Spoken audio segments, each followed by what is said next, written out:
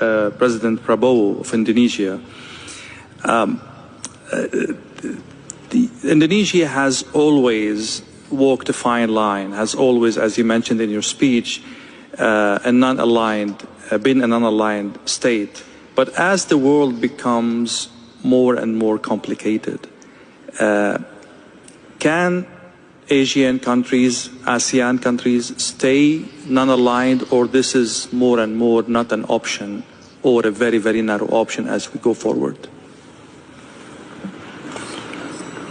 Thank you. I think, in my opinion, it's not easy, but it's a line that we are determined to maintain. As I said, we respect all the great powers, we respect our neighbors, and we really believe that the only way for prosperity is collaboration, cooperation, and peaceful coexistence. And this is what we try to achieve.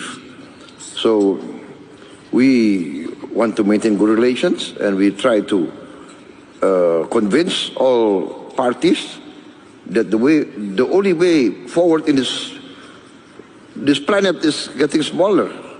We cannot afford rivalry that is going nowhere. That can only, especially if it goes into confrontation.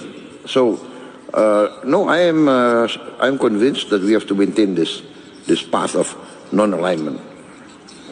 Mr. President, you were shaking your head when we were exchanging this question.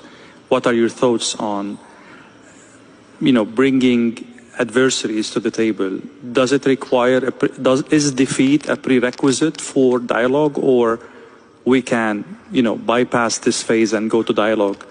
And there are so many crises in the world that cannot afford a victorious Well, I have to say here that Nelson Mandela is one of my greatest icons, my greatest hero.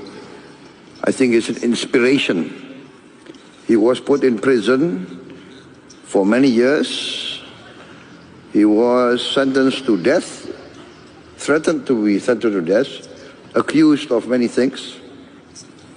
And his famous statement was that he was willing to give his life for the principle of freedom. But the greatness of Nelson Mandela